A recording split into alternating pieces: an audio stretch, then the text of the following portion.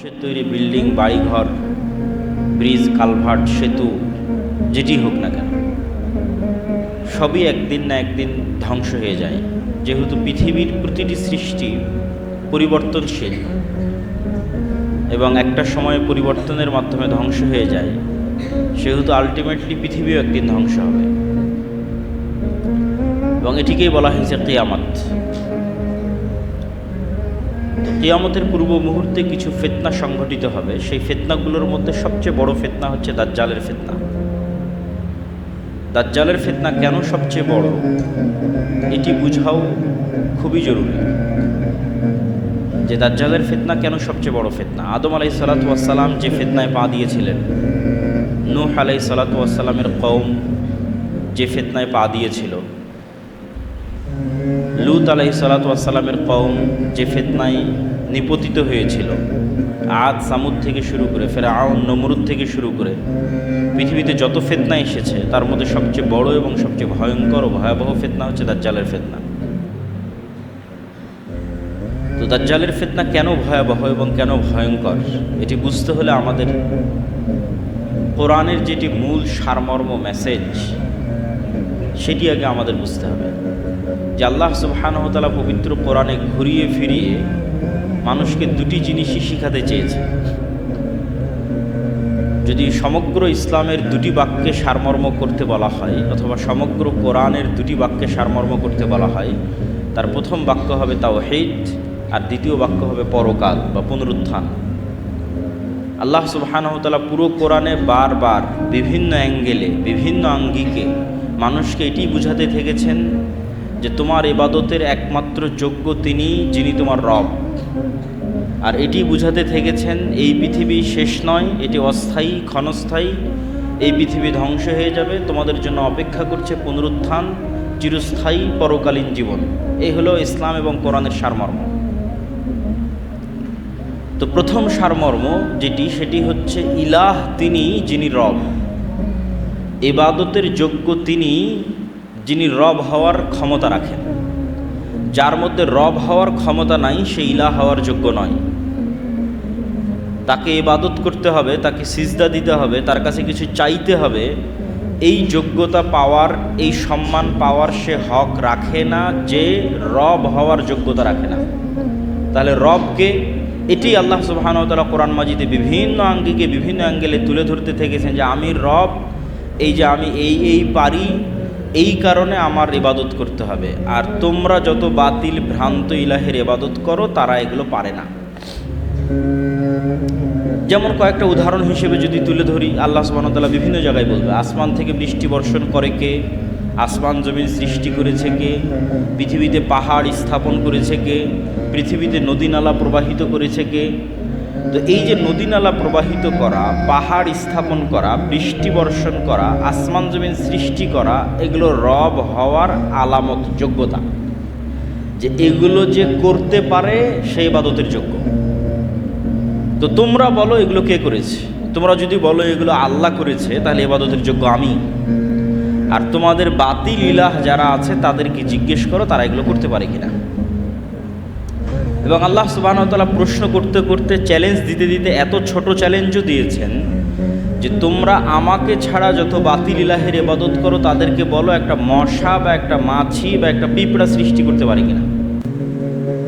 ওয়াহুম ইউখলাকুন, সৃষ্টি করা তো বহুদূরের কথা, ওরা নিজেরাই সৃষ্টি। সেটা ঈসা আলাইহিস সালাম হোক, সেটা ঈসা আলাইহিস সালামের মা মারিয়াম আলাইহিস সালাম হোক, সেটা শাহজালাল শাহপরান হোক, সেটা মা কালী মা দুর্গা হোক, সেটা পৃথিবীতে আর যত কিছুর মানুষ ইবাদত করছে, যেটিই হোক না কেন, তাদের কারো একটি মশা, একটি মাছি, একটি পিঁপড়া সৃষ্টি করার সমপরিমাণ যোগ্যতা নাই, বরং তারাই সৃষ্টিজীব। তাহলে যার সৃষ্টি করার যোগ্যতা নাই সে রব নয়, যে রব নয় সে ইবাদত পাওয়ার যোগ্য নয়। এই মেসেজে, এই সংবাদে, এই যুক্তিতে কোরআন পরিপূর্ণ হয়ে আছে। আল্লাহ সুবহানাহু ওয়া তাআলা কোরআন মাজিদের আরও বহু জায়গায় বলেছেন যে তোমরা আমাকে ব্যতীত আর যাদের ইবাদত করো, তারা একটা খেজুরের বিচির উপরে যে পাতলা আবরণ আছে, এই পাতলা আবরণের সমপরিমাণ মালিক কিনা। যে পৃথিবীর আমি এতটুকুর মালিক যে একটা খেজুরের বিচির উপরের যে পাতলা আবরণ আছে সেটার মালিক। এমনকি আল্লাহ সুবহানাহু ওয়া তাআলা প্রশ্ন ছোট করতে করতে এত ছোট প্রশ্ন করেছেন যে ঠিক আছে, তারা যদি খেজুরের বিচির পাতলা আবরণের মালিকানা দাবি করতে না পারে, তাহলে তাদেরকে বলো যে তারা এটা বলুক যে তারা আসমান এবং জমিনের কোনো কিছুর মালিক নয়, এটা মানলাম, কিন্তু আসমান এবং জমিন সৃষ্টিতে আমাকে সহযোগিতা করেছে, আমার হেল্পার ছিল, এটা বলুক। আসমান এবং জমিনের চুল পরিমাণ সরিষা সম পরিমাণের একচ্ছত্র মালিকানা তো দাবি করতে পারছে না, বাদ দিলাম, তাদেরকে বলতে বলো, অথবা তোমরা বলো যে আমরা যাদের ইবাদত করি তারা আসমান এবং জমিনের একটা সরিষা সম পরিমাণের মালিক নয়, কিন্তু আল্লাহকে হেল্প করেছিল আসমান জমিন সৃষ্টিতে, আল্লাহর সাথে শরিক ছিল আসমান জমিন এবং মানুষ সৃষ্টিতে। তো এই যে এরকম যত যুক্তি তর্ক আল্লাহ সুবহানাহু ওয়া তাআলা কোরআন মাজিদে তুলে ধরেছেন, এগুলোর সবগুলোর সারমর্ম কথা হচ্ছে সে ইলাহ হতে পারবে না যার রব হওয়ার যোগ্যতা নাই। কুল হুয়াল্লাহু আহাদ আল্লাহুস সামাদ লাম ইয়ালিদ ওয়া লাম ইউলাদ, যাকে কেউ জন্ম দেয়নি এবং তিনিও কাউকে জন্ম দেননি, এটা রবের চিহ্ন। তো এই ক্যাটাগরিতে তো সবাই বাদ পড়ে যাবে। আল হাইয়্যু আল কাইয়্যুম, চিরঞ্জীব চিরস্থায়ী, মারা যায় না। কে আছে পৃথিবীতে যে মারা যায় না? সবই তো মরে গেছে। সেটা মারিয়াম আলাইহিস সালাতু ওয়াস সালাম হোক, আর মা কালী মা দুর্গা হোক, শাহজালাল শাহপরান হোক, সবাই তো মারা গেছে। তাহলে আল্লাহ সুবহানাহু ওয়া তাআলা রব হওয়ার যে ক্যাটাগরিগুলো দিয়েছেন, এই ক্যাটাগরিতে যে উত্তীর্ণ হতে পারবে না, সেই ইলাহ হওয়ার যোগ্যতা রাখে না। এত এই আলোচনা করার পিছনে কারণ কি? দাজ্জালের ফিতনা কেন ভয়াবহ? এই জন্য ভয়াবহ যে আল্লাহ সুবহানাহু ওয়া তাআলা এত যুক্তি তর্ক দেওয়ার পরেও এবং এক্সিস্টিং বর্তমান পৃথিবীতে যারা আল্লাহ ব্যতীত ইলাহের দাবিদার আছে, তারা কেউই রব হওয়ার প্রমাণ দিতে না পারার পরেও পৃথিবীর কয়জন মানুষ তাওহীদের অনুসরণ করে? পৃথিবীর কয়টা মানুষ শিরক মুক্ত? পৃথিবীর 600 কোটি মানুষের মধ্যে কয়জন মানুষ আল্লাহ সুবহানাহু ওয়া তাআলার এই তাওহীদের স্বীকৃতি দিচ্ছে? না খ্রিস্টানেরা, না হিন্দুরা। আর মুসলমানদের মধ্যেও নামধারী পথভ্রষ্ট বিভ্রান্ত আছে, যারাও এই তাওহীদের পরিপূর্ণ বাস্তবায়ন করতেছে না।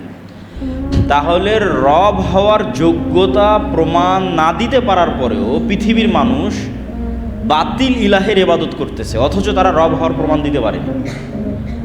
তাহলে সেই দিন কি হবে মানুষের, যেই দিন এমন বাতিল ইলাহের দাবিদার আসবে যে রব হওয়ারও প্রমাণ দিবে? সে তো দাজ্জাল। দাজ্জালের ফিতনা কেন ভয়াবহ? রব হওয়ার প্রমাণ দিতে না পারার পরেও পৃথিবীর লক্ষ লক্ষ কোটি কোটি মানুষ, পৃথিবীর 90% মানুষ বাতিল ইলাহের ইবাদত করতেছে, অথচ তারা রব হওয়ার প্রমাণ দিতে পারেনি। তাহলে পৃথিবীর মানুষের কি হবে যেই দিন দাজ্জাল রব হওয়ার প্রমাণ দিবে? বলবে কোরআনে তো আল্লাহ সুবহানাহু ওয়া তাআলা বলেছে আসমান থেকে বৃষ্টি কে বর্ষণ করে? আমি দাজ্জাল, আমি আসমান থেকে বৃষ্টি বর্ষণ করছি। এবার রব হওয়ার প্রমাণ দিয়ে দিল। ফেরাউনও যে প্রমাণ দিতে পারেনি, নমরুদও যে প্রমাণ দিতে পারেনি, যে প্রমাণ যত বাতিল ইলাহের ইবাদত করা হচ্ছে কেউ দিতে পারেনি, সেই প্রমাণ তো দাজ্জাল দিয়ে দিবে, রব হওয়ার প্রমাণ দিবে। তার আদেশে আসমান বৃষ্টি বর্ষণ করবে, তার আদেশে জমিন ফসল উৎপাদন করবে, এমনকি তার আদেশে আল্লাহ সুবহানাহু ওয়া তাআলার অনুমতিতে মৃতকেও জীবিত করতে পারবে।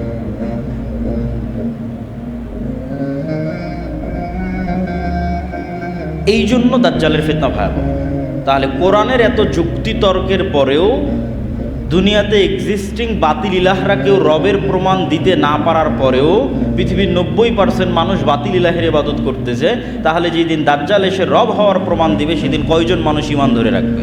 এই জন্য এটা পৃথিবীর সবচেয়ে বড় ভয়াবহ ফিতনা।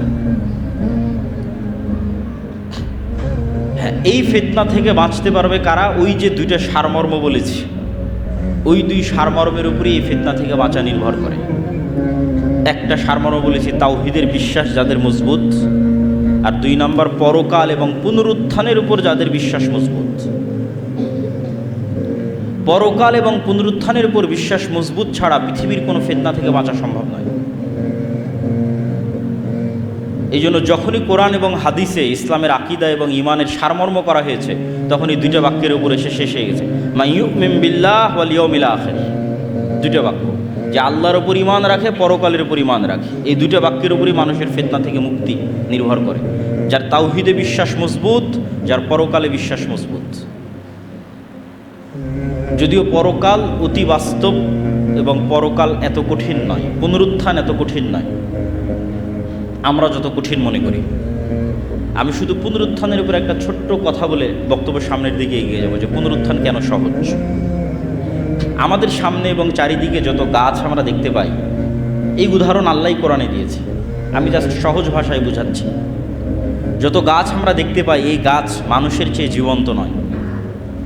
গাছ তো কথা বলতে পারে না, হ্যাঁ গাছের জীবন আছে, এক লেভেলের এক মাত্রার জীবন, কিন্তু মানুষের জীবন তো আরও ভার্সাটাইল, আরও ব্যাপক। মানুষ বেশি জীবন্ত গাছের তুলনায়।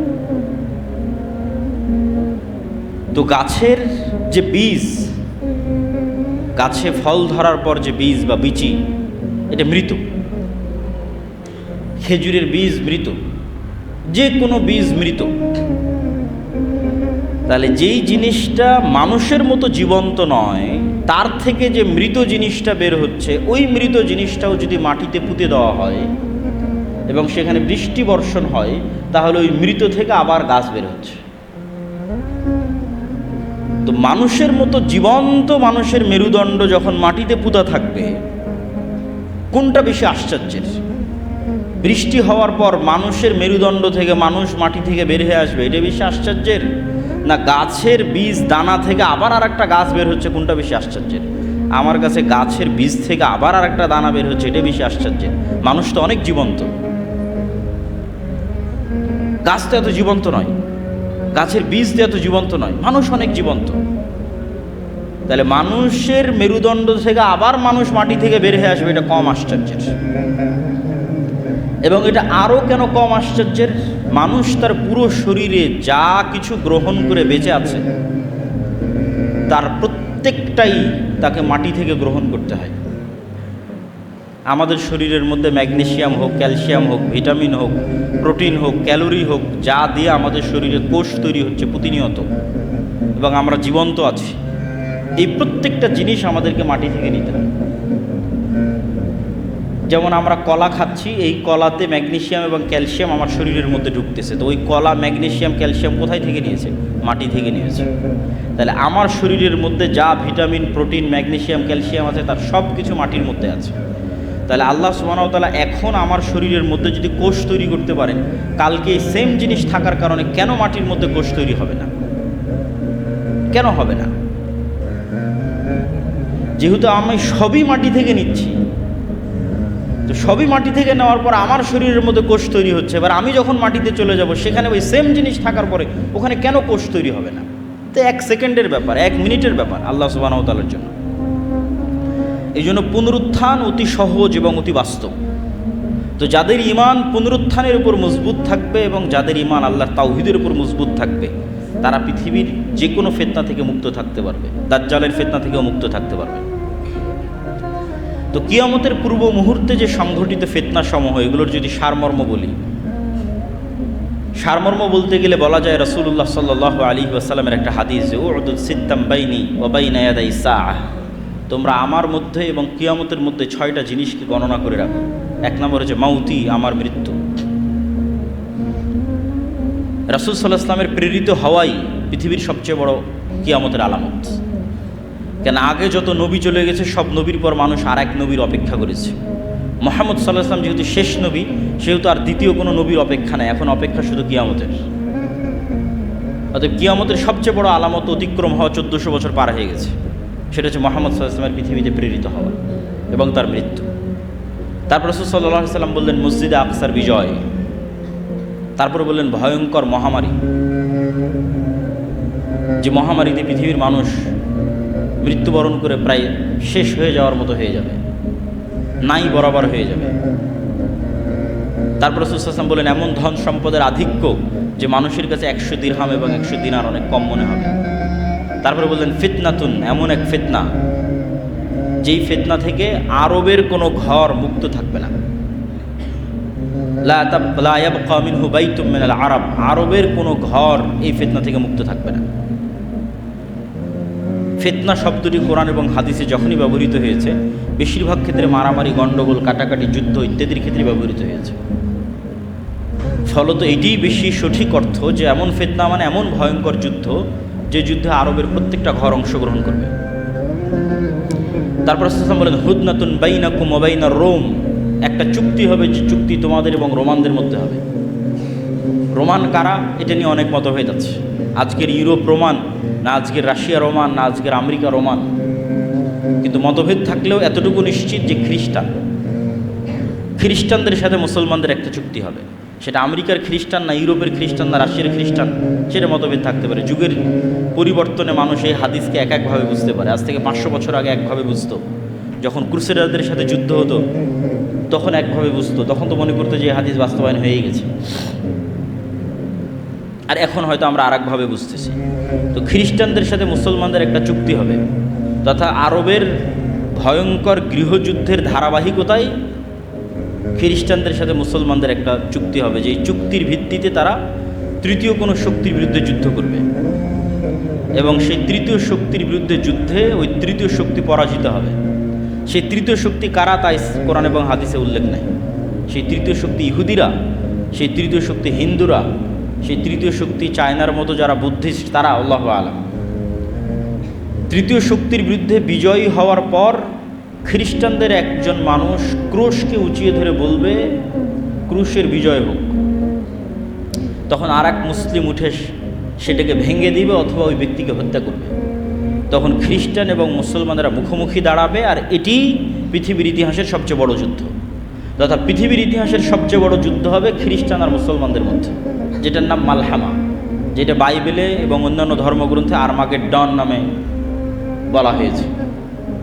এবং পৃথিবীর সব ধর্মের মানুষ একজন মাসিহের অপেক্ষা করতেছে। মাসিহ মানে উদ্ধারকারী, বিপদ থেকে উদ্ধারকারী। মাসিহাত দাজ্জালও বিপদ থেকে উদ্ধারকারী, ঈসা মাসিহও বিপদ থেকে উদ্ধারকারী। এবং দুইজনের নামেই মাসিহ লাগানো আছে, ঈসা মাসিহ এবং মাসিহাত দাজ্জাল। কোরআন এবং হাদিসে এই দুইজনের নামে মাসিহ লাগানো আছে, বিপদ থেকে উদ্ধারকারী। একজন মিথ্যা বিপদ থেকে উদ্ধারকারী আর একজন সত্য বিপদ থেকে উদ্ধারকারী। এই জন্য ইহুদি হোক, খ্রিস্টান হোক, মুসলমান হোক, সবাই কিয়ামতের পূর্ব মুহূর্তে একজন মাসিহের অপেক্ষায়। এবং এই মাসিহকে এবং এই মাসিহাত দাজ্জালকে খ্রিস্টান এবং ইহুদি ধর্মে অ্যান্টি ক্রাইস্ট হিসেবে নামকরণ করা হয়েছে।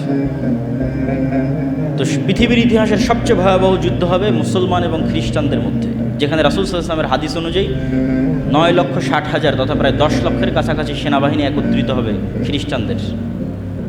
আর মুসলমানদের পক্ষ থেকে সিরিয়া এবং মদিনার তৎকালীন বিশ্বের সবচেয়ে আল্লাহওয়ালা তাকওয়াবান পরহেজগার মানুষেরা মদিনা থেকে বেরিয়ে আসবে।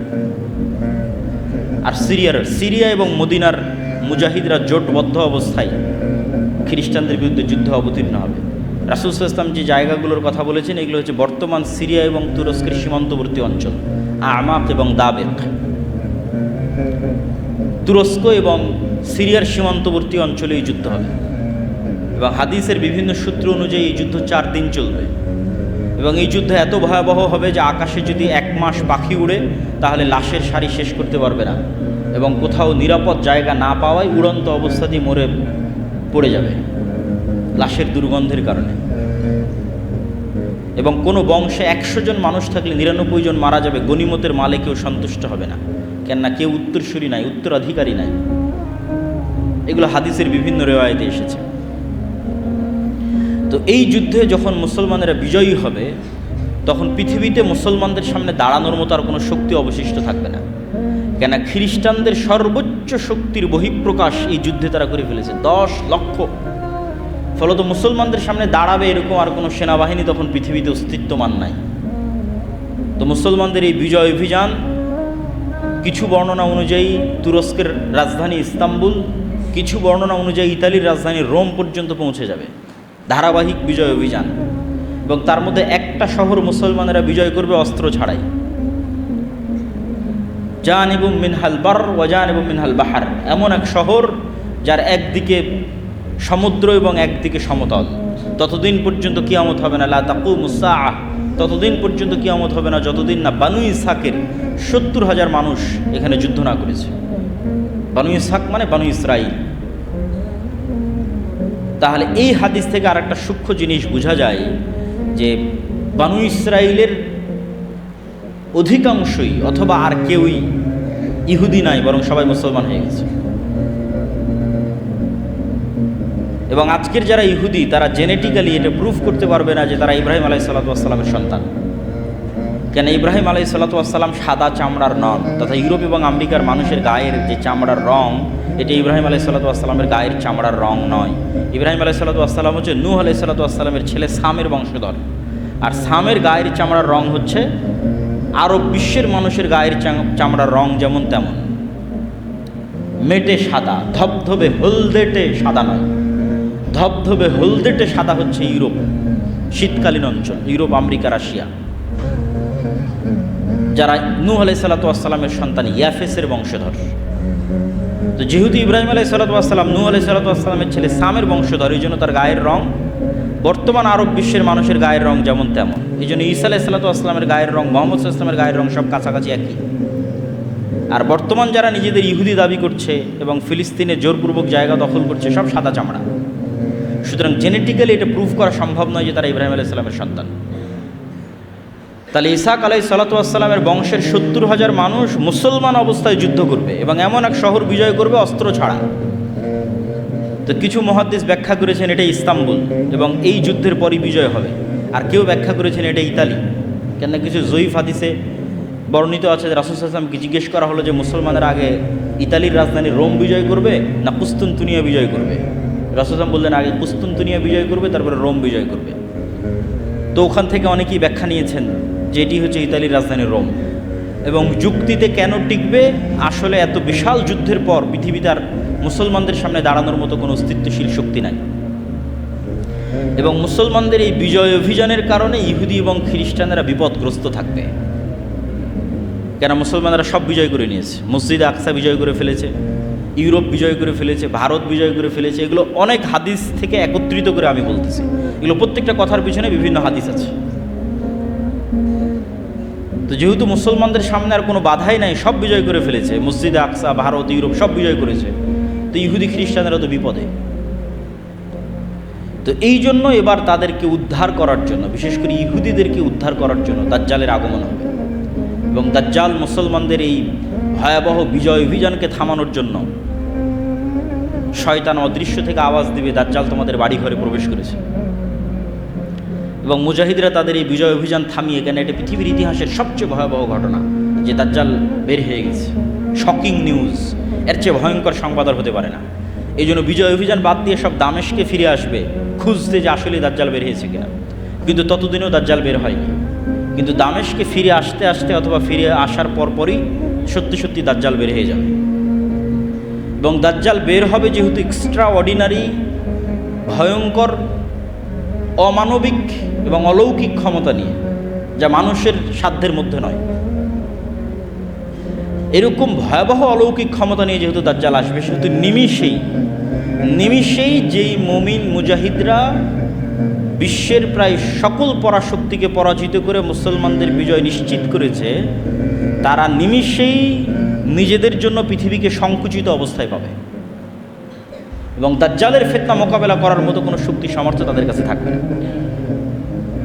এক হাদিসে রাসূল সাল্লাল্লাহু আলাইহি ওয়াসাল্লাম বলছেন, শামের কিছু, ইরাক এবং শামের মধ্যবর্তী অঞ্চল দিয়ে দাজ্জাল যাবে।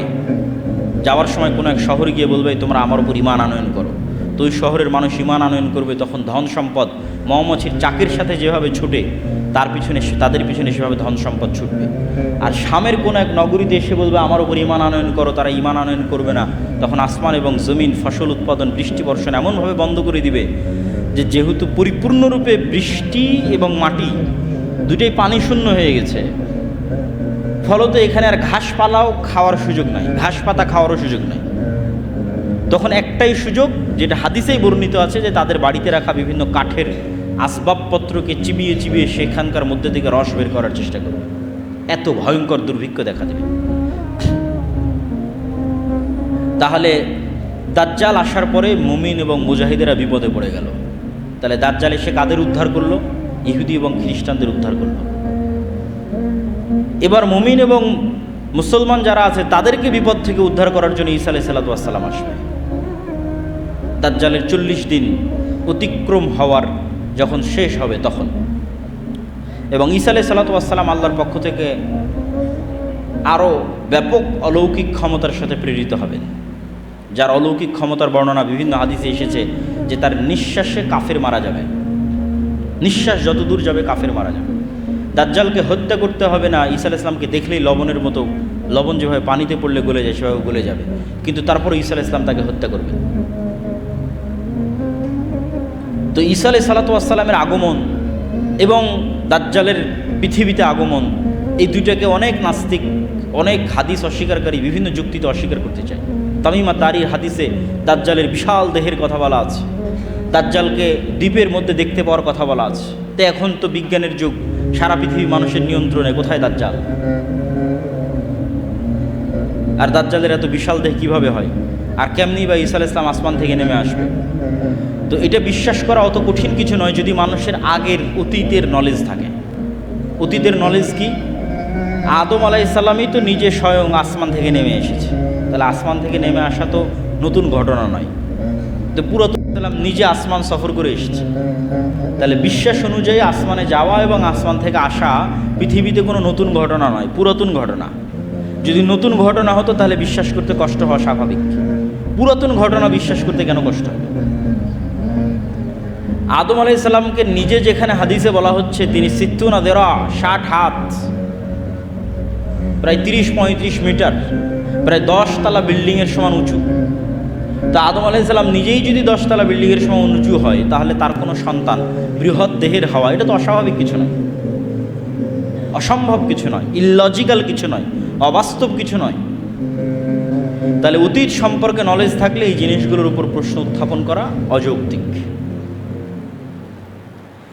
এবং দাজ্জালকে যখন হত্যা করা হবে তখন আল্লাহ সুবহানাহু ওয়া তাআলা ঈসা আলাইহিস সালামকে বলবে, যেই ফিতনা ওই মুমিন মুজাহিদরা অতিক্রম করতে পারেনি যারা বিশ্ব বিজয় করেছে, সেই ফিতনা বিজয় করলো ঈসা আলাইহিস সালাম। এবার ঈসা আলাইহিস সালামকে বলা হচ্ছে এবার এমন ফিতনা বের হবে যা তুমিও পারবা না, তারা হচ্ছে ইয়াজুজ এবং মাজুজ। তুমি এখন মুমিন মুজাহিদদের নিয়ে তুর পাহাড়ে আশ্রয় নাও, তোমার পক্ষে সম্ভব নয় ফিতনা মোকাবেলা করা। তো ইয়াজুজ মাজুজও আদমের সন্তান, দাজ্জালও আদমের সন্তান, ঈসা আলাইহিস সালামও আদমের সন্তান। দাজ্জালও কোনো দেশের নাম দাজ্জাল নয়, কোনো এআই চ্যাট জিপিটি কোনো টেকনোলজির নাম দাজ্জাল নয়। দাজ্জাল মানুষ, আদমের সন্তান, এবং ইয়াজুজ মাজুজও মানুষ, আদমের সন্তান। ইয়াজুজ মাজুজের সংখ্যাধিক্যের পরিমাণ বুঝতে হলে রাসূল সাল্লাল্লাহু আলাইহি ওয়াসাল্লামের একটা সহিহ হাদিস মাথায় রাখতে হবে। আল্লাহর নবী বললেন আদম সন্তানের প্রত্যেক 1000-এ 999 জন জাহান্নামী। তো সাহাবীরা দুশ্চিন্তায় পড়ে গেলেন যে 1000-এ যদি 999 জন জাহান্নামী হয় তাহলে তো আমরাও মানে আমাদের জান্নাতে যাওয়ার সম্ভাবনা কোথায়? তাহলে রিস্ক তো ভয়ঙ্কর, ভয়াবহ রিস্ক। 999, 1000-এ 999 জন, একজন মাত্র জান্নাতে। তো রাসূল সাল্লাল্লাহু আলাইহি ওয়াসাল্লাম বলেন দুশ্চিন্তার কিছু নয়, এই 999 জনের অধিকাংশই ইয়াজুজ মাজুজ। তাহলে 999 জনের কতজন ইয়াজুজ মাজুজ তা রাসূল সাল্লাল্লাহু আলাইহি ওয়াসাল্লাম বলেননি। যদি 900 জন ইয়াজুজ মাজুজ হয় 999-এর, তাহলেও আদম থেকে নিয়ে কিয়ামত পর্যন্ত যা মানুষ আসবে তার অন্তত 900 গুণ হতে হবে ইয়াজুজ মাজুজ। এখনকার পৃথিবীর 600 কোটি মানুষের 900 গুণ, এ কথা বলিনি। আদম থেকে নিয়ে কিয়ামত পর্যন্ত যা মানুষ তার অন্তত 900 গুণ না হলে কেমনে 1000-এ 999-এর 900টা ইয়াজুজ মাজুজ হবে জাহান্নামে? তাহলে ইয়াজুজ মাজুজের সংখ্যা কত? তাহলে এত বিশাল ইয়াজুজ মাজুজ কোথায় আছে, আর দাজ্জাল কোথায় আছে? এই বিশ্বাস মজবুত করার জন্য কয়েকটা জিনিস মাথায় রাখতে হবে। এক, আল্লাহ সুবহানাহু ওয়া তাআলা মানুষকে অনেক সীমাবদ্ধ শক্তি দিয়ে সৃষ্টি করেছে, এবং এটা আজকের বিজ্ঞানও স্বীকার করে। ডার্ক এনার্জি এবং ডার্ক ম্যাটার যে কেউ সার্চ দিলে দেখতে পাবে যে পৃথিবীর 2%ও মানুষ দেখতে পায় না, অনেক কম, 2 থেকে 5% মানুষ দেখতে পায়, বাকি 95%ই অদৃশ্য। আসমান এবং জমিনের মধ্যে যা কিছু আছে যা বিজ্ঞান দাবি করতেছে, তো তারা নাম দিয়েছে ডার্ক ম্যাটার, ডার্ক এনার্জি। এবং বিজ্ঞান বলতেছে ডাইমেনশন, যে এক ডাইমেনশনের জিনিস আর এক ডাইমেনশনে থাকা জিনিসকে দেখতে পাবে না। এটা যদি আমরা আমাদের লাইফ দিয়ে বুঝতে চাই, তাহলে একটা পিঁপড়া আমাকে কিভাবে দেখে আর আমি একটা পিঁপড়াকে কিভাবে দেখি, একটা কুকুর আমাকে কিভাবে দেখে আমি একটা কুকুরকে কিভাবে দেখি, তোমরা আমাকে এখন যেভাবে দেখতেছো, আপনারা আমাকে এখন যেভাবে দেখতেছেন, একটা কুকুর তো এভাবে দেখে না। সে এতগুলো রং সবগুলো রং সে দেখতে পায় না, মাত্র 2টা রং দেখতে পায়। এবং সে চেহারা ফেসে মানুষকে চিনতে পারে না, গন্ধে চিনতে পারে। একটা সাপ আমাদেরকে কিভাবে দেখে, আর আমরা একটা সাপকে কিভাবে দেখি, দেখার অ্যাঙ্গেল ভিন্ন। আমি একটা সাপকে পরিপূর্ণ দেখতে পাচ্ছি, একটা পিঁপড়াকে পরিপূর্ণ দেখতে পাচ্ছি, পিঁপড়া তো আমাকে আসলে পরিপূর্ণভাবে দেখতে পায় না। এবং একটা পাখিকে যদি মসজিদের মধ্যে ছেড়ে দেওয়া যায়, সেই জানালা খুঁজে বের করতে পারবে না কোন দিক দিয়ে জানালা, আমরা দেখতে পাচ্ছি জানালা। তাহলে ওর দেখার দৃষ্টি সীমা একরকম, আমার দেখার দৃষ্টি আর এক রকম। ঠিক একই অবস্থা আমাদের যেটা আপার ডাইমেনশনে যে সমস্ত ফেরেশতা এবং জিনেরা আছে, ওরা আমাদেরকে স্পষ্ট দেখতে পাচ্ছে। এই মসজিদে যেহেতু ফেরেশতা আছে, কিন্তু আমরা দেখতে পাচ্ছি না। তো জিন এবং ফেরেশতাকে আল্লাহ সুবহানাহু ওয়া তাআলা যেভাবে অদৃশ্য রেখেছেন, সেভাবে অদৃশ্য রাখতে পারেন। এটা যেমন যৌক্তিক। বর্তমান পৃথিবীর সবই যে মানুষ জেনে নিয়েছে, এটাও ভুল কথা। মাটির নিচে কি আছে সেটাই মানুষ ভালোভাবে জানে না, যদিও চাঁদ পর্যন্ত পৌঁছে গেছে মানুষ, কিন্তু মাটির নিচে মানুষের সফরের সীমাবদ্ধতা হচ্ছে 12 কিলোমিটার, অথচ উপরে মানুষ অনেক দূর চলে গেছে। সমুদ্র এবং মাটির নিচে এই দুইটা সবচেয়ে রহস্যপূর্ণ, আকাশের চাইতেও বেশি রহস্যপূর্ণ। এবং তারপরেও আরেকটি বিষয় থাকে, সেটি হচ্ছে আল্লাহ সুবহানাহু ওয়া তাআলা বলেছেন তিনি তার আসমান সৃষ্টিতে যা সময় লেগেছে, জমিন সৃষ্টিতে তাই সময় লেগেছে। এবং 7 আসমান এবং 7 জমিন সৃষ্টি করেছে, তথা 7 আসমান যা বিশাল, 7 জমিন তাই বিশাল।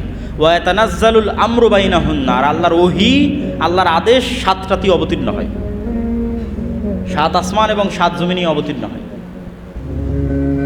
তো আল্লাহ সুবহানাহু ওয়া তাআলা অন্য জমিনেও রেখে থাকতে পারেন দাজ্জালকে, ইয়াজুজ মাজুজকে। এবং সূরা কাহফে যত ব্যতিক্রম ঘটনাগুলো আছে, এই ব্যতিক্রম ঘটনাগুলো অনেক বেশি ব্যতিক্রম, যেগুলো কিয়ামতের পূর্ব মুহূর্তে সংঘটিত বিষয়ের প্রতি ঈমানকে মজবুত করতে সহযোগিতা করে এবং দাজ্জালের ফিতনা থেকে বাঁচার ক্ষেত্রে মানুষের রাস্তা তৈরি করে দিতে পারে। সূরা কাহফে 4টা ঘটনা আছে। আসহাবে কাহফের ঘটনা, তা আসহাবে কাহফের ঘটনা থেকে শিক্ষা কি? মানুষ আসহাবে কাহফ ঈমান বাঁচাতে যেমন পৃথিবী থেকে ডিসকানেক্ট হয়ে গেছে, মানুষ যদি ঈমান ধরে রাখতে চায় দাজ্জালের সময় অথবা তার পূর্ববর্তী ভয়াবহ ফিতনার সময়, তাহলে ওইভাবে পৃথিবী থেকে ডিসকানেক্ট হয়ে যেতে হবে আসহাবে কাহফের মতো। আর পরকালের প্রতি ঈমান লাগবে আসহাবে উখদুদের মতো, যারা জ্বলন্ত আগুনের মধ্যে ঢুকে গেছে। কেন? ওইটা তাদের কাছে জ্বলন্ত আগুন নয়, ওইটার মধ্যে তো ওরা জান্নাত দেখতে পাচ্ছে, এটা তাদের ওসিলা জান্নাতে যাওয়ার। আপনার কাছে এটা আমি আগুনে পুড়ে মারা যাব, আর আরেকজনের কাছে আমি এইটাতে আগুনে ঢুকে জান্নাতে যাব। চিন্তার পার্থক্য। আপনার কাছে আরে এত ভয়াবহ আগুন, এই আগুনের মধ্যে ঢুকলে তো আমার অনেক কষ্ট, আর আরেকজন আর এই আগুনে ঢুকলে তো আমি জান্নাতে চলে যাব। তাহলে একজনের কাছে মৃত্যু জান্নাতে যাওয়ার ওসিলা, আর আরেকজনের কাছে মৃত্যু ভয়ের কারণ। এটাই তো বিশ্বাসের পার্থক্য। যার কাছে মৃত্যু জান্নাতে যাওয়ার ওসিলা, তথা যার পরকালের প্রতি বিশ্বাস মজবুত, তার কাছে মৃত্যু তো জান্নাতে যাওয়ার ওসিলা। তো এখন সামনে আগুন থাকুক আর যাই থাকুক, সেটা তো বিষয় না। তাহলে পরকালের উপর ঈমান যত মজবুত, ও আসহাবে উখদুদের মতো ব্যবহার করতে পারবে দাজ্জালের ফিতনার সময়। কেন? তার কাছে মৃত্যু জান্নাতে যাওয়ার ওসিলা। আর যার পরকালের উপর ঈমান নাই, দুনিয়ায় যার কাছে সব কিছু, অবৈধ 1 টাকার প্রতিও যার লোভ আছে, অবৈধ 1 টাকার উপরে যার লোভ আছে, তার পক্ষে দাজ্জালের ফিতনা থেকে বেঁচে থাকা সম্ভব নয়। তো আসহাবে কাহফের ঘটনা আছে সূরা কাহফের মধ্যে। তারপরে ঘটনা আছে যুলকারনাইন, ইয়াজুজ মাজুজ। তো ইয়াজুজ মাজুজের ঘটনা তো অতীতে, তাহলে বিশ্বাস করতে কেন কষ্ট হবে? কোরআনে ইয়াজুজ মাজুজকে দেখানো হচ্ছে অতীত একটা ঘটনা হিসেবে, যে যুলকারনাইন সফর করলো, এক এরিয়ায় গেল যেখানে ইয়াজুজ মাজুজ, এবং তাদেরকে আবদ্ধ করে দিল। তাহলে ইয়াজুজ মাজুজের অস্তিত্ব অতীতেই দেখা যাচ্ছে, তো ভবিষ্যতে তো অস্তিত্ব আরো সহজ। অমিন কুল্লি হাদাবি ইয়ানসিলুন, প্রত্যেকটা উঁচু জায়গা থেকে তারা দলে দলে নেমে আসবে, আল্লাহ সুবহানাহু ওয়া তাআলা কোরআন মাজিদে বলেছেন। তারপরের আশ্চর্যের ঘটনা হচ্ছে মুসা আলাইহিস সালাতু ওয়াস সালাম এবং খিজির, এটাও সূরা কাহফের মধ্যে। যে আল্লাহ সুবহানাহু ওয়া তাআলা চাইলে বলতে পারতেন, মুসা উমুক শহরে উমুক গ্রামে আমার একজন বান্দা আছে যে তোমার চেয়ে জ্ঞানী। তা না বলে আল্লাহ বললেন, মাছ নাও, ভাজো, মৃত মাছ নিয়ে সমুদ্রের ধার দিয়ে হাঁটতে থাকো, যেখানে মাছ জীবিত হয়ে যাবে সেখানে পাবা। রহস্যপূর্ণ। এবং খিজির আলাইহিস সালাতু ওয়াস সালাম এমন সব ঘটনা ঘটালেন যেগুলো পৃথিবীর ফিজিক্স অনুযায়ী সম্ভব নয়। ভবিষ্যতে কোন বাচ্চা তার বাপ মাকে হত্যা করবে, সেই বাচ্চাকে তিনি অতীতে হত্যা করতেছে। এ তো টাইম নিয়ে যত মানুষের, আধুনিক যুগে যত মানুষের বিভিন্ন গবেষণা এবং বিশ্লেষণ আছে, এবং টাইম ট্রাভেল, যে সময়ের মধ্যে সফর করা, ভবিষ্যৎ দেখে আসা, অতীতে সমাধান করা, এই ধরনের সব আশ্চর্য ঘটনা খিজির আলাইহিস সালাতু ওয়াস সালাম ঘটাচ্ছে। তো খিজির আলাইহিস সালাতু ওয়াস সালাম এই পৃথিবীরও হতে পারেন, অন্য পৃথিবীরও হতে পারেন। তিনি সালামকে চিনতে পারেন, আশ্চর্য হচ্ছেন সালাম শুনে যে জান্নাতের সালাম এখানে কীভাবে, কোন মুসা, দুনিয়ার যে নবী মুসা সেই নবী মুসা। হ্যাঁ, তো পুরো ঘটনার অ্যাঙ্গেলগুলো এবং প্রতিটা পয়েন্ট অনেক আশ্চর্যজনক এবং শেষ পর্যন্ত বিদায়ও আশ্চর্যজনক। তো এই জন্য সূরা কাহফের প্রত্যেকটা ঘটনাই কিয়ামতের পূর্ব মুহূর্তের সাথে কোনো না কোনোভাবে কানেক্টেড আছে। আল্লাহ সুবহানাহু ওয়া তাআলা খিজিরকে যেভাবে অদৃশ্য রেখেছেন অথবা অদৃশ্য রাখতে পেরেছিলেন যদি খিজির মারা গিয়ে থাকে, কেন কোরআন এবং হাদিসে কোনো উল্লেখ নেই যে খিজির মারা গেছেন কিনা, না জীবিত আছেন, আল্লাহু আ'লাম। তো সেভাবে আল্লাহ দাজ্জালকে অদৃশ্য রাখতে পারেন, সেভাবে আল্লাহ সুবহানাহু ওয়া তাআলা ইয়াজুজ মাজুজকে অদৃশ্য রাখতে পারেন। এই জন্য অনেক কিছুই শিক্ষা আছে সূরা কাহফের মধ্যে। আর সূরা কাহফের মধ্যে সবচেয়ে যেটা ব্যতিক্রম ঘটনা, দুই ভাই বাগানওয়ালা, ওমা আযুন্নু সাআহ, আমি মনে করি না যে কিয়ামত কায়েম হবে। এই জন্য বলেছি ইসলামের সারমর্ম তাওহীদ আর কিয়ামত। সে বিশ্বাস করে না যে কিয়ামত হবে, ওটাকেই আল্লাহ সুবহানাহু ওয়া তাআলা সূরা কাহফের মধ্যে শিরক হিসেবে উল্লেখ করছেন। যে এক ভাই বিশ্বাস করে না কিয়ামত হবে, তখন আরেকজন বলতেছে আমি আল্লাহর সাথে শরীক করা থেকে পরিত্রাণ চাই। তো যাক, সূরা কাহফের উপর আরেকদিন বিস্তারিত আলোচনা করা যাবে। আমরা বক্তব্যের সারমর্ম এবং সংক্ষিপ্ত অবস্থার মধ্যে চলে আসি। তো এই পুরো ঘটনা কিয়ামতের পূর্ব মুহূর্তে সংঘটিত ফিতনাগুলো থেকে আমাদের জন্য শিক্ষা কী? আমাদের জন্য দুইটা শিক্ষা। এক, কবে হবে, কখন হবে, এইটার পিছনে পড়ে থাকা, এইটা কখনো কোরআন এবং হাদিসের দিক নির্দেশনা নয়। কেন দিক নির্দেশনা নয়? প্রত্যেক মানুষের মৃত্যুই তো তার কিয়ামত। তাহলে কখন ঈসা আলাইহিস সালাম আসবে, কখন দাজ্জাল আসবে, কখন ইমাম মাহদি আসবে, এটার আগেই তো আপনার কিয়ামত হয়ে যাচ্ছে, আপনার মৃত্যু। কিয়ামত মানে কি? আপনি পরকালকে দেখবেন। তো মৃত্যুর পরই তো মানুষ পরকালকে দেখে ফেলে। মৃত্যুর মাধ্যমে সে বারজাকি জগতে জাহান্নামও দেখে ফেলে, জান্নাতও দেখে ফেলে। হয় পাখি হিসেবে জান্নাতে উড়ে, আর না হলে তার কবর বরাবর জাহান্নামের দরজা খুলে দেওয়া হয়তো, সব তো দেখেই নিল। ফেরেশতা জিজ্ঞাসাবাদ করে, তো পরকাল তো দেখাই শেষ। তাহলে কিয়ামত ঘটা পর্যন্ত অপেক্ষা করতে হচ্ছে না তো, ঈসা আলাইহিস সালাম ইমাম মাহদি আসা পর্যন্ত অপেক্ষা করতে হচ্ছে না তো, আপনার মৃত্যুই তো আপনার কিয়ামত। এটা হলো 1 নম্বর পয়েন্ট। 2 নম্বর পয়েন্ট, ইমাম মাহদি আসলে, ঈসা আলাইহিস সালাম আসলে, দাজ্জাল আসলে নতুন কোরআন আসবে নাকি, নতুন নবী আসবে নাকি, নতুন হাদিস তৈরি হবে নাকি? না, নতুন কোরআনও আসবে না, নতুন হাদিসও হবে না। বরং এই পুরো ঘটনা থেকে আপনারা এটি দেখলেন যে ঈসা আলাইহিস সালাম আসার পূর্বেই, দাজ্জাল আসার পূর্বেই কোনো নবী ছাড়া এবং কোনো নতুন কোরআন ছাড়া এবং নতুন হাদিস ছাড়া আমার এবং আপনার মতো মুসলমানেরা বিশ্ব বিজয় করবে। 10 লক্ষ খ্রিস্টান বাহিনীকে পরাজিত করবে, মসজিদে আকসা বিজয় করবে, ভারত বিজয় করবে, ইতালি বিজয় করবে, কোনো নতুন নবী ছাড়া, নতুন কোরআন ছাড়া, আমার এবং আপনার মতো মুসলমানেরা। তাহলে যা ঘটার সেটা তো 1400 বছর আগেই ঘটে গেছে। মানে সবচেয়ে আসল ঘটনা তো 1400 বছর আগে ঘটেছে, সেটা হচ্ছে কোরআন এবং হাদিস। এবং ঈসা আলাইহিস সালামও এসে এই কোরআন এবং এই হাদিসের উপর আমল করবে। তাহলে কাজের জিনিসটা আমার এবং আপনার কাছে আছে। আর কিয়ামত তো নির্ধারিত, সেটা যে আমার এবং আপনার মৃত্যু। তাহলে কবে ইমাম মাহদি আসবে, সেই দিন সব কিছু হবে, এই অপেক্ষায় বসে থাকা বুদ্ধিমানের না? যেটা আসল ঘটনা ঘটে গেছে এবং আপনার কাছে আছে, আর আমার এবং আপনার মতো মুসলমানেরা এত বড় বড় বিজয় সম্পূর্ণ করবে, তাহলে আপনি কেন চেষ্টা করবেন না? আর তো নতুন নবীও আসবে না, নতুন কোরআনও আসবে না। তাহলে আমার এবং আপনার জন্য কাজ স্পষ্ট, আমার মৃত্যু, আমার কিয়ামত, আর এই কোরআন এবং এই হাদিসের মাধ্যমে মুসলমানদের বিজয় হবে। এই কোরআন এবং এই হাদিস ফলো করেই কিয়ামতের পূর্ব মুহূর্তে মুসলমানেরা বিজয় করবে, ইমাম মাহদি বিজয় করবে, ঈসা আলাইহিস সালাম বিজয় করবে। সেই কোরআন এবং হাদিস আমাদের কাছে আছে। তাহলে এই কোরআন হাদিসকে সামনে রেখে নিজেদের জীবন গড়া এবং নিজের মৃত্যুর জন্য প্রস্তুতি নেওয়া এবং আল্লাহর দ্বীনকে বিজয় করার চেষ্টা করা, এটি হলো সবচেয়ে বড় অন্যতম মেসেজ আজকের এই বক্তব্য থেকে, শিক্ষা। আর দাজ্জালের ফিতনা থেকে বাঁচার প্রস্তুতি সবসময় থাকতে হবে। কেন? কিয়ামতও যেমন হঠাৎ হবে, দাজ্জালও তেমন হঠাৎ বের হবে, বাগদাতান, হঠাৎ। রাসূল সাল্লাল্লাহু আলাইহি সাল্লামও বলেননি যে না, আমার যুগে দাজ্জাল বের হবে না, এরকম স্পষ্ট বলেননি। ইবনু সাইয়াদের হাদিসগুলো পড়ে দেখতে পারেন। ওমর রাদিয়াল্লাহু তাআলা আনহুকে রাসূল সাল্লাল্লাহু আলাইহি ওয়াসাল্লাম বলছে, এ যদি দাজ্জাল হয় তাহলে একে হত্যা করবে ঈসা আলাইহিস সালাম, আর যদি দাজ্জাল না হয় তাহলে তুমি কেন নিরপরাধ মানুষকে হত্যা করবে? একবার রাসূল সাল্লাল্লাহু আলাইহি ওয়াসাল্লাম বললেন, আরে আমার যুগে আবার দাজ্জাল বের হয় নাকি? তথা দাজ্জাল যে কোনো মুহূর্তে যে কোনো সময় বেরিয়ে যেতে পারে, বাগতাতান, কিয়ামত হঠাৎ হবে। তো দাজ্জালের ফিতনা থেকে বাঁচার জন্য যেমন আল্লাহ সুবহানাহু ওয়া তাআলার কাছে দোয়া করতে হবে, ঠিক তেমনি যেই কারণে আপনি দাজ্জালের ফিতনা থেকে বাঁচবেন, ওই ধরনের দাজ্জালীয় ফিতনা, দাজ্জালুনা কাজ্জাবুনা, আসল দাজ্জালের আগে আরও 30টা দাজ্জালুনা কাজ্জাবুনা বেরোয়। তো এই জন্য সত্য মিথ্যার সংমিশ্রণ এবং মুসলমানদের উপর বিপদ আসতেই থাকবে। এই জন্য ইমানের পরীক্ষায় ওই সেম জিনিসগুলি কাজে দেবে। তাওহীদ, পুনরুত্থানের উপর মজবুত বিশ্বাস, আল্লাহর উপর মজবুত বিশ্বাস, পুনরুত্থানের উপর মজবুত বিশ্বাস। এবং বিশ্বাসকে মজবুত করার জন্যই আমাদের যে সংক্ষিপ্ত একটা লেখনী আছে আল্লাহর পথে যাত্রা, এটি শুধু এই উদ্দেশ্যেই লেখা। মানুষ যত বেশি কোরআনের সাথে কানেক্টেড হবে, যত বেশি হাদিসের সাথে কানেক্টেড হবে, যত বেশি তাদের ইমানকে মজবুত করবে, আল্লাহর প্রতি ইমানকে এবং পুনরুত্থান, আবার যে আল্লাহ তাদেরকে সৃষ্টি করবেন, এটির উপর মানুষের ইমান যত মজবুত হবে, মানুষ তত দুনিয়ার ফিতনা থেকে বেঁচে থাকতে পারবে। আল্লাহ সুবহানাহু ওয়া তাআলা আমাদের তৌফিক দান করুক, আল্লাহুম্মা আমিন।